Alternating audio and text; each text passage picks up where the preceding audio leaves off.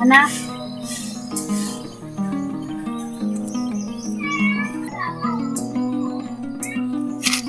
anong ginagawa mo dito? anak, ang laki-laki mo na. Pwede ba kitang yakapin?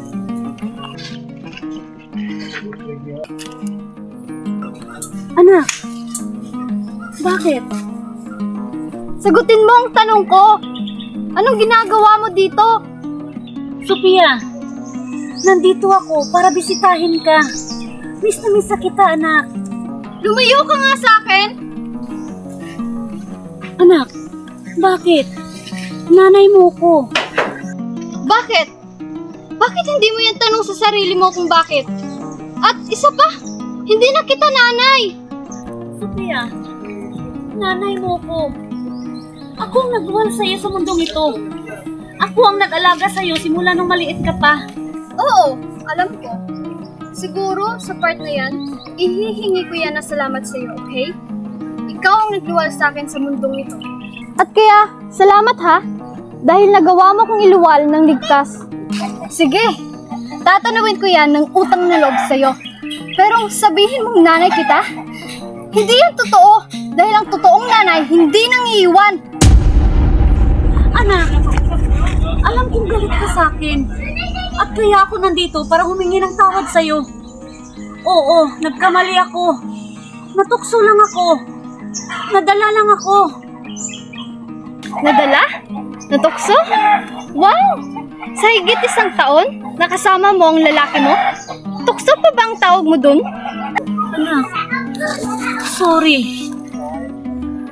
Sorry, pinagsisihan ko na ang lahat ng nagawa ko. Pinagsisihan ko ang pagkakamali ko. Anak, bigyan mo pa ako ng isa pang pagkakataon. Umalis ka na. Hindi ka na namin kailangan. Anak, Bitawan mo ko! Sabi bitawan mo ko eh! saktan mo ko! Bitawan mo ko! Saktan mo ko! Tatanggapin ko, anak! Sabi bitawan mo ko eh! Hindi kita bibitawan, anak! Mahal na mahal kita! Mahal na mahal!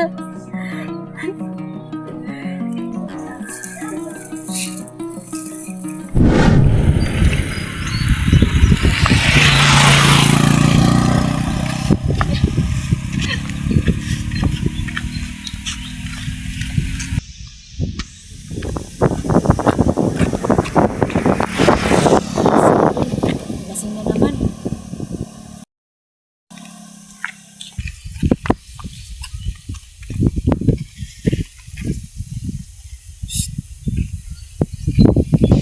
Hoy! Hoy! Hoy! Bingi ka ba? O nagpabingi-bingihan lang? Lasing ka na naman, Ruel. Sarap kasing uminom eh. Bakit nandito ka sa baryo namin? Di ba nasa kabilang baryo yun sa inyo? Ano naman ngayon kung nandito ako? Bakit? Bawal ba? Alis na ako. Sandali lang. Ay, bakit ba nangahawa ka? Dahil bastos ka. Pinakausap pa kita, aalis ka. Bakit ba? Ikaw, basta gusto mong tamaan sa akin. Ang tapang-tapang mo.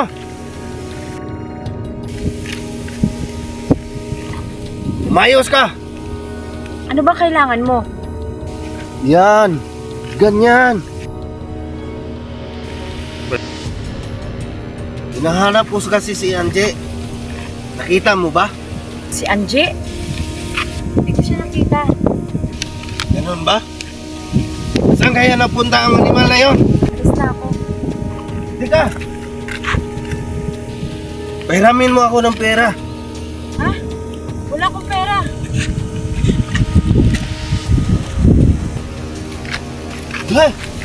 Tumakbo. Ayaw magpahiram.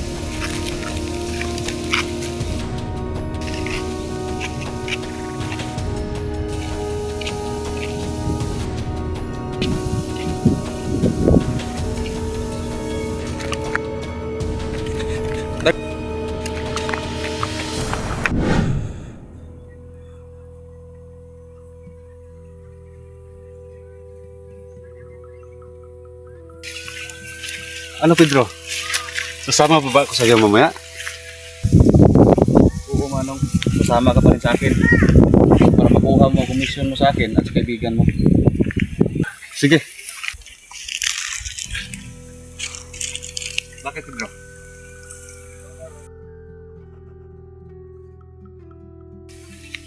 Si Angie. Bitawan mo ako! Anak! Hayaan mo akong yakapin ka! Anong ginagawa mo dito?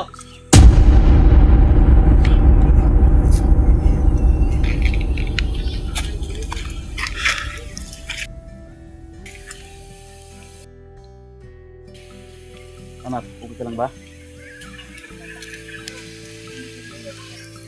Sige anak, pumasok ka na.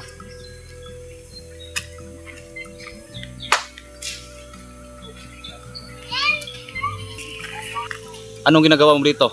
Bakit ka nandito? Pedro, binisita ko lang ang anak natin. Gusto ko lang siyang makita. Ngayon, nabisita mo na siya at nakita mo na siya, maaari ka nang umalis. Pedro, Di ba yan lang ang kailangan mo? Kaya umalis ka na. Pedro, maaari ba tayong mag-usap? Hindi. Wala na tayong dapat usapan pa. Kaya umalis ka na. Bumalik ka na sa kabit mo. Pedro, Alis! Pedro. Angie. Sandali ah. Pedro. Hindi naman sa nangingialam ako sa buhay ng iyong asawa. Pero, hindi naman siguro tama na ipagtabuyan mo si Angie. Manong, sobrang sakit. Ang dinanas mo sa babaeng yan. Alam ko, Pedro. Pero, maliit na bagay lang ang hinihingi ni Angie sa'yo. Mag-usap kayo. Di ba? Sabi mo sa akin, gusto mo siyang makausap? Gusto mo siyang makita? Ito na yon. Itanong mo na sa kanya ang lahat ang gusto mong itanong. Mag-usap kayo.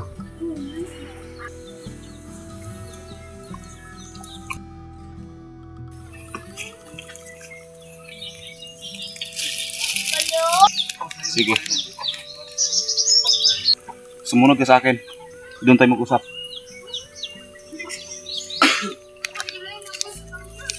maraming salamat po, Manong. Sige na. Sumunod ka na sa kanya. Mag-usap kayo.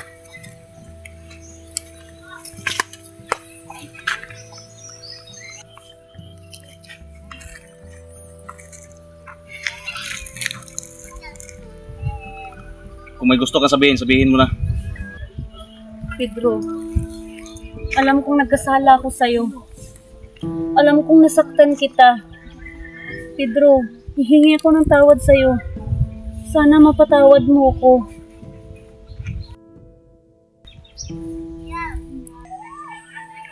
Alam mo, Ande, ito talaga ang ayaw kong nangyari. Na magtagpo ang ganda sa ating dalawa. Dahil hindi ko alam kung anong gagawin ko kung makita kita. Gusto kita saktan. Gusto kita suntukin. Gusto kong iparamdam na lalaki din ako. Bakit ka pa naghanap ng iba? Ano pa ba ang kulang? Pedro, patawarin mo ako. Nagloko ako sa'yo.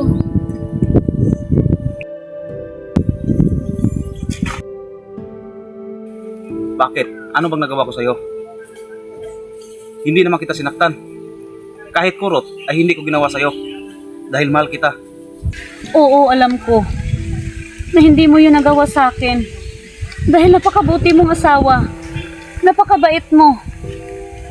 Pero hindi ko yun binigyan ng halaga. Hindi ko yun binigyan ng pansin. Hinayaan ko ang sarili ko na madala sa tentasyon. Kaya humingi ako ng tawad sa'yo. Sana patawarin mo ko. Tito, ano ba yung pinag-uusapan nilang dalawa? Hindi ko alam, Sophia. Pwede naman siguro akong lumapit at makinig, Tito. Hindi pwede, Sophia. Nanay at tatay mo yan. At may mga bagay sila na pinag-uusapan na sila lang ang maaaring makaalam. Kaya hayaan mo na lang sila. Sige po.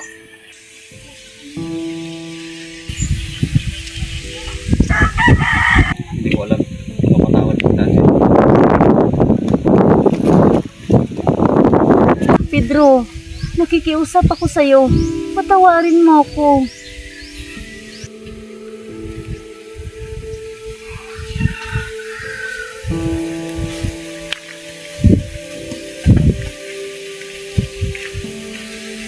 Anje!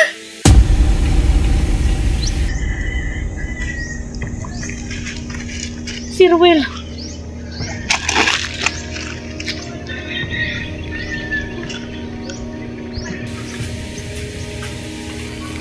Nandyan ba si Anje? Dito ko lang si Pedro.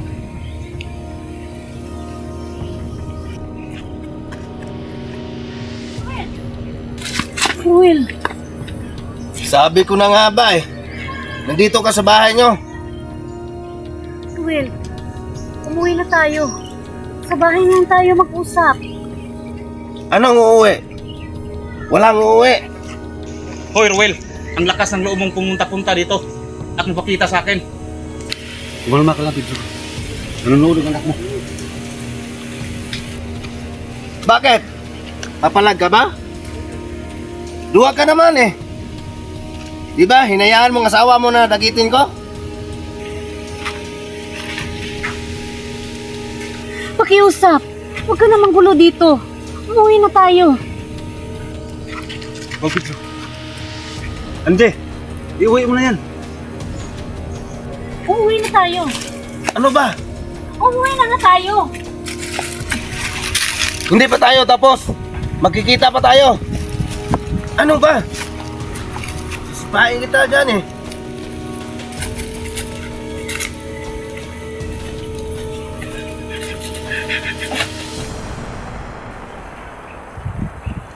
Tay, baka mapano si Mama.